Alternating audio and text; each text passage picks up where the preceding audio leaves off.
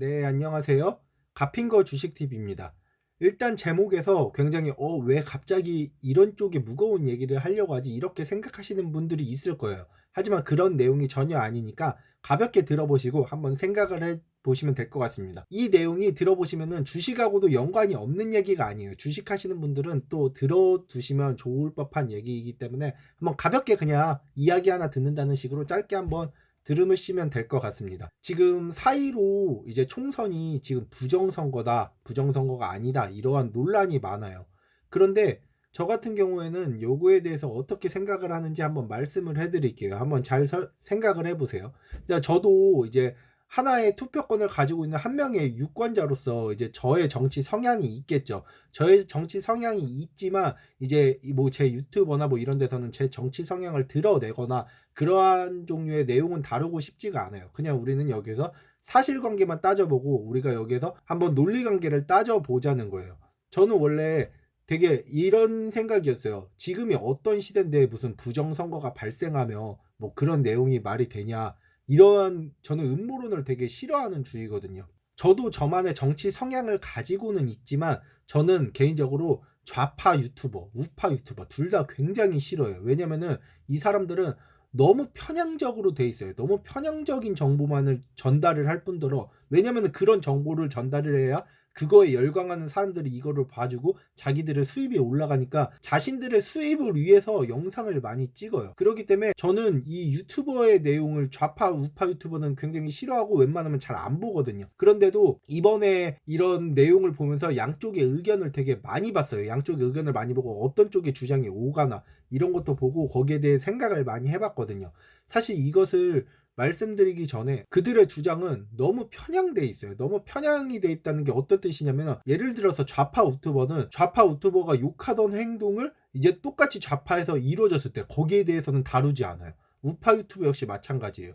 우파 유튜버도 좌파가 했을 때는 엄청 까던 내용을 우파에서 또 했을 때는 그 내용을 다루질 않아요. 상대방을 공격할 것만 다르지 자기네 진영, 자기들이 지지하는 진영에 피해가 가는 내용은 절대 다루지 않아요. 그리고 다루더라도 어떻게든 합리화를 시키려고 하고, 왜냐면은 그 사람들은 시청층 자체가 그런 내용을 좋아하는 사람들이기 때문에 자꾸 더 자극적인 내용을 뽑아가고 그런 쪽의 내용을 만들어야만 이제 시청층, 구독자가 확보가 되고 돈을 벌게 되는 거예요. 쉽게 말해서 자신의 수입을 위해서 영상을 만들기 때문에 이제 자신의 말에도 이제 모순점들이 많이 발생해요. 그래서 제가 좌파 유튜버, 우파 유튜버처럼 이렇게 전문적으로 정치 성향을 띠고 이제 방송하는 내용 같은 거는 일단 거의 다 믿고 거르거든요. 잘 좋아하질 않아요. 저도 성향을 가지고 있지만 저의 성향과 부합하는 쪽에 이제 성향을 가진 유튜버들도 보면은 눈살이 찌푸려질 정도가 되게 많더라고요. 이 말씀을 왜 드리냐면은 저도 저만의 분명한 정치 성향이 있지만 절대로 한쪽에 치우쳐서 얘기하는 것이 아닌 진짜 객관적으로 드러난 사실만 보고 한번 생각을 해보자라는 취지로 말씀을 드리는 거고, 이게 주식에도 연관이 있기 때문에 말씀을 드리는 거예요. 일단 4.15 총선이 조작선거다 뭐 이런 말이 있는데,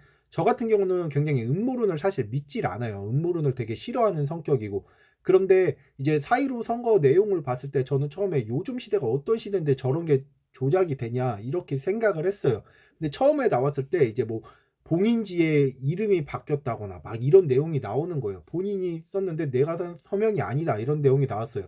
근데 그 내용을 말한 사람도 사실 우파인 사람이고 뭐 이전에도 그런 허위 뭐 이런 게 걸렸다고 하잖아요. 그렇기 때문에 얼마든지 이제 뭐 나이 든 사람들 중에서는 그런 거를 막 인정 안 하고 조작하려는 사람들이 있으니까 별로 대수롭지 않게 여겼어요. 한 명이 그냥 괜히 어그로 끄는 거다 이 정도로 여겼는데, 제가 여기서 이거는 좀 이상한데라고 싶은 내용이 들었던 게, 통계적으로 이제 모집단과 이제 표본 집단의 차이가 괴리율이 너무 큰 거예요. 보통 이것을 따라가게 되고 따라가지 않더라도 차이가 없어야 되는데, 이제 우리나라 대국민 선거니까 모집단이 엄청나게 커요. 거기다가 사전투표가 25%가 넘었어요. 26%죠.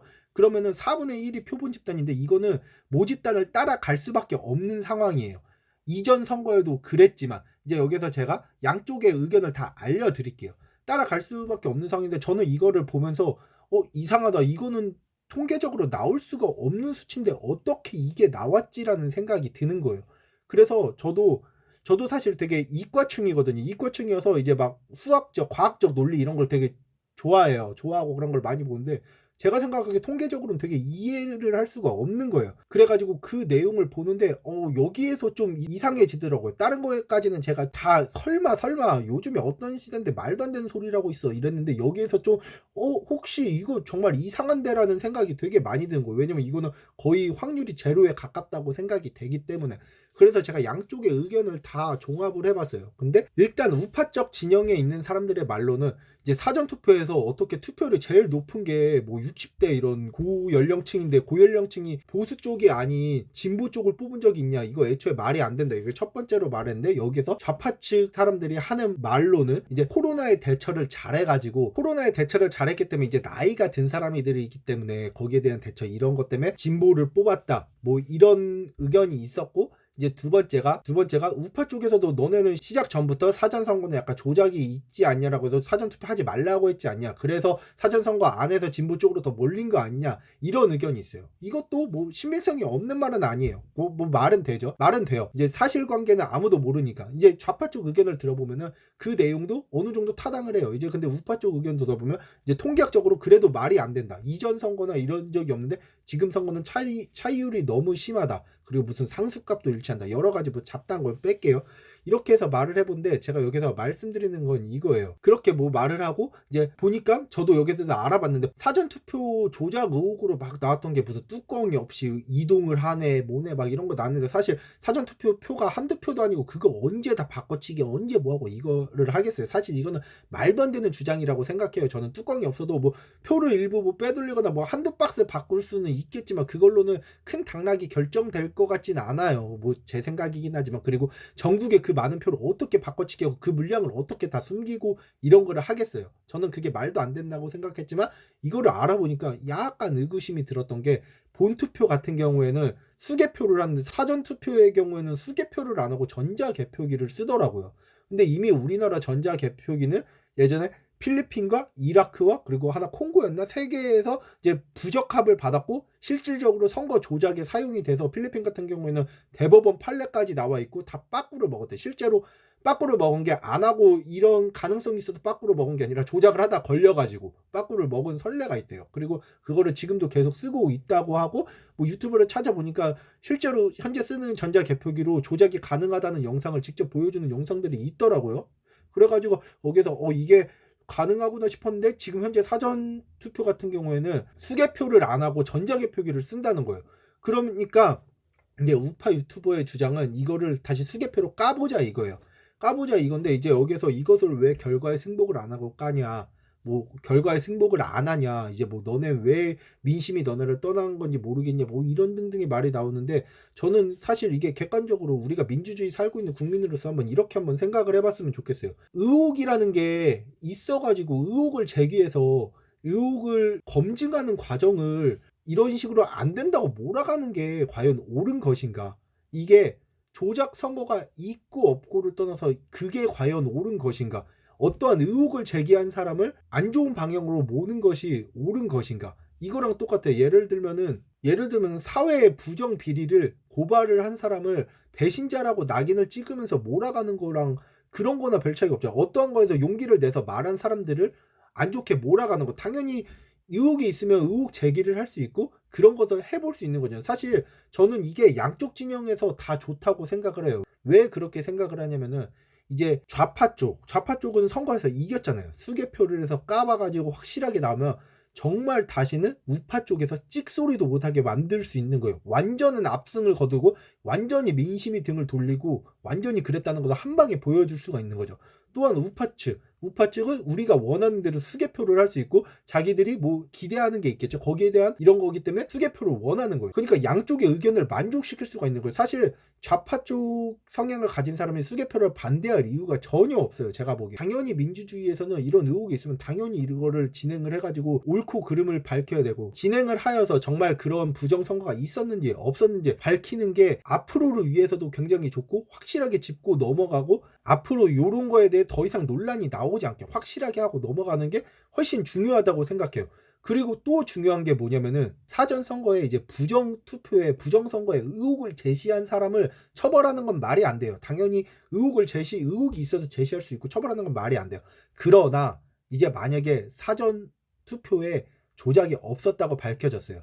그러면은 이렇게 조작설을 퍼뜨리는데 이제 여기 조작설 중에서도 이제 근거 없이 퍼뜨리는 내용들이 있죠. 분명히 통계적으로 통계가 딱딱 나온 내용이죠. 통계가 딱딱 나온 내용 같은 경우에는 이제 확실하게 있는 자료로 의혹을 제시한 거니까 아무런 상관이 없어요. 그런데 무슨 뭐 예를 들어서 사인이 잘못됐다거나 사인이 잘못됐대요. 근데 실제로 까봤는데 사인이 잘못된 게 아니라 자기 사인이 맞아요. 자기 사인이 맞는데 괜히 여기에서 막 부정선거를 몰아가려고 사인 아니라고 내가 한 사인이 아니다 뭐 이렇게 허위 사실을 냈다거나 잘못된 정보를 퍼뜨려서 이제 혼동을 주는 행위를 한 사람 있죠. 그런 거는 정말로 제가 생각하기에 강하게 처벌을 해야 된다고 생각을 해요. 그러니까 저는 여기서 확실하게 수개표로 다시 까보면서 부정선거가 만약이라도 있었다면은 부정선거에 연루된 사람들을 엄청 강하게 다시는 이런 거 행동도 못할 정도로 정말로 중범죄로 막 징역 몇 년 이렇게 넣어버려서 정말 강하게 처리를 해야 되고, 만약에 부정선거가 없었다면은 확인된 사실에 대해서 의혹을 제기한 사람은 상관없지만 전혀 근거가 없거나 확인되지 않은 허위 자료를 가지고 선동한 사람들에 대해서는 엄청 강한 처벌을 하여서 다시는 선거 관련해서 이런 허위 사실을 유포하지 못하도록 확실히 잡고 넘어가야 된다고 생각을 해요. 이것이 우리나라의 발전을 위해서도 앞으로 깨끗한 선거 문화나 이런 민주주의를 위해서도 굉장히 필요한 과정이라고 보거든요. 사실 저는 여기서 수개표로 해서 모두 다 까보는 것이 양측 진영에 대해서 확실히 이점이 되는 행동이라고 생각을 해요. 이제 여기서 하고 싶은 내용은 여기서 말했고, 이제 중요하게 우리가 주식을 하는 사람들이니까 이제 요거를 말씀을 드리겠습니다. 어떻게 흘러갈지 몰라요. 아무도 모르죠. 지금 근데 여론이 점점 커지고 있는 것도 사실이고 계속 논란이 나오니까 만약에 수개표에 들어간다는 내용이 나오거나 한다. 그럼 우리는 바로 뭐를 준비해야 되냐? 다시 하게 된다. 그러면 당연히 보수 관련된 주가는 올라갈 테고 진보 관련된 주가는 당연히 일시적으로 떨어질 거예요. 그럼 여기서 어떤 거를 봐야 되냐? 보수 관련된 거의 주가 중에 가장 대표적으로 나왔던 게 황교안이죠. 황교안 관련된 거 이제 한창재지라던가 이제 이런 것들을 다시 한번 가격이 올 수 있다는 거예요. 그런 거를 한 번 더, 근데 이거는 길게 보면 안 되고 짧게 먹을 구간이 나온다는 거죠. 그런 거를 봐야 되고, 반대 말하면 진보 유튜버의 주가의 대표 주자였던 이제 이낙연 관련주 뭐 이월드라던가 남선알미님 이런 거는 추가적인 하락이 나올 수가 있다는 거예요. 그리고 더 중요한 거, 지금 한창 다 오르고 있는 거 대북주 엄청나게 가고 있죠. 대북주 엄청나게 가고 있는 이유가 뭐예요? 지금 여당이 압승을 했어요. 근데 여당은 친북 상향의 정책을 많이 펼쳐요. 여당이 친북 상향의 정책을 많이 펼치는데 여당이 압승을 했기 때문에 대북주가 엄청 가는 거죠. 그럼 반대로 다시 수개표를 한다. 그러면은 혹시 이렇게 생각을 하는 사람들이 생길 수가 있다는 거예요. 그러면 당연히 여기에서 한 차례 대북주는 조정을 줄 거예요. 그러면은 대북주가 꺾이니까 여기에서 대북주의 매수 타이밍을 다시 잡거나, 아니면은 뭐 여기서 여당이 다시 까도 여당이 이길 것 같은데라고 생각이 들면은 대북주 눌릴 때 다시 대북주를 사는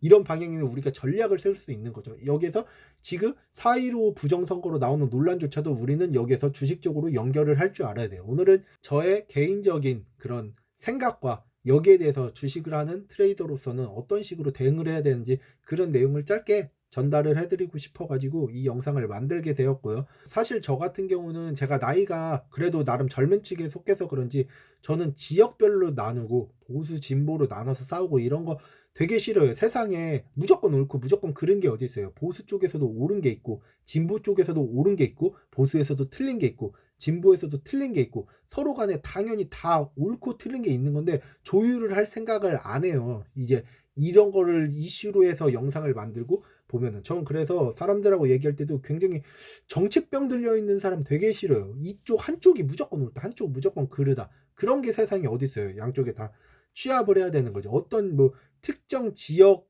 비하하고 이런 것도 되게 싫어하고, 그렇다고 뭐 특정 지역을 막 옹호하고 이런 것도 되게 싫어하고. 사실 저는 제 친척들, 사촌 동생들이나 뭐 이렇게 얘기를 할 때도 항상 이렇게 말해요. 너가 어떠한 성향을 가지고 어떠한 쪽에 표를 던져도 상관없는데 주변의 얘기를 듣고 하지 말고 너가 스스로 생각해서 너의 소신껏 표를 던지라고. 너가 진보 쪽에 쓰던 보수 쪽에 쓰던 너의 소신껏 하라고. 그 판단을 따르라고. 무조건 진보 무조건 보수 이러한 생각은 옳지 않다, 이렇게 말을 하거든요.